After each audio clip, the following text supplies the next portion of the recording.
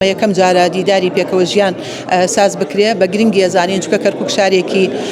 فرە پێکهاتەیە لە ڕووی پێکهاتەی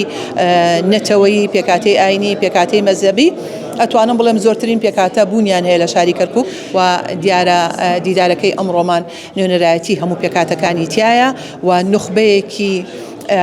ئەتوانم بڵێم تایبەتمان لەناو کۆمەلگا هەڵبژاردووە بۆ ئەوەی لێرە قسە بکەن و ڕەئی خۆیان بدەن و ڕاو سەرنج و تێبینی خۆیان لەسەر پێکەوە ژیان بدەن، ئەوانیش لەسەر دابینکردنی یاخود گەیاندنی خزمەتگوزاری بە هەموو پێکهاتەکان کە ئەمە مافێکی سەرەتایی هەموو تاکێکە خزمەتگوزاری بۆ دابین بکرێ و ئێمە ئەمە دوا قۆناغمان نابێ، ئەمە سەرەتایە و هەنگاوی